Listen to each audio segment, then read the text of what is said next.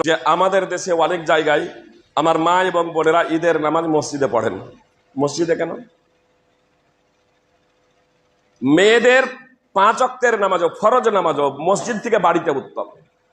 মেয়েদের জুমার নামাজও, মেয়েদের উপরে জুমা ফরজ নয়, এই জন্য মেয়েদের জুমার নামাজ ফরজ না, বাড়িতে পড়বে জোহর। অবশ্য মসজিদে এলে ইমামের পিছনে, পুরুষ ইমামের ইমামতিতে তাদের জুমার নামাজ আদায় করতে হবে, তখন আর জোহর পড়তে হবে না। রাসূল সাল্লাল্লাহু আলাইহি ওয়াসাল্লাম মসজিদে নববীর ক্ষেত্রেও বলছেন, মেয়েদের মসজিদে নববীতে নামাজ পড়ার থেকে মেয়েদের বাড়িতে নামাজ পড়া উত্তম।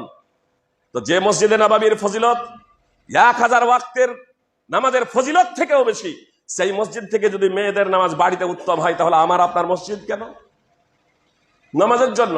আর তার উপরে আবার পৃথক ভাবে, সেপারেট ভাবে মেয়েদের সেপারেট পৃথক ভাবে নামাজ পড়াতে থাকে। ইবনুল ওয়াসাইমিন 20 শতাব্দীর অন্যতম ফকিহ মুহাদ্দিস, তিনি তো বেদাত বলে উল্লেখ করেছেন।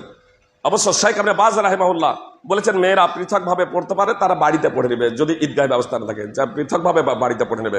আমরাও সেই কথাটাই বলি যে ঈদের নামাজ, মহিলাদের ফরজ নামাজও বাড়িতে উত্তম, তাহলে ঈদের নামাজের ক্ষেত্রে তখন বাড়িতে উত্তম না, ঈদ মাঠে পুরুষ ইমামের ইমামতিতে মেয়েদের নামাজ পড়াটা হলো সুন্নাহ। সেটাই আমাদের ব্যবস্থা করা একান্ত কর্তব্য।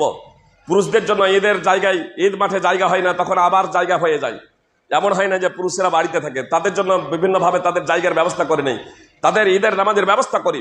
আমাদের যদি মনমানসিকতা থাকে, আমাদের মা বোনদের জন্য এই ব্যবস্থা হয়ে যাবে ইনশাল্লাহ। ব্যবস্থা করুন। আর যতক্ষণ পর্যন্ত এই ব্যবস্থা না হচ্ছে, আপনার মেয়েরা ঈদ এই মসজিদে নয়, বরং তারা বাড়িতেই তারা নামাজ পড়ে নেবে। আল্লাহু আলাম। আল্লাহ তাআলা আমাদের পবিত্র কোরআন ও সুন্নাহ অনুযায়ী জীবনযাপন করার তৌফিক দান করেন। আমিন। আকুলু কাওলি হাযা আস্তাগফিরুল্লাহ ওয়া লাকুম ওয়া লিল মুসলিমিন। ইবাদাল্লাহ রাহিমাকুমুল্লাহ।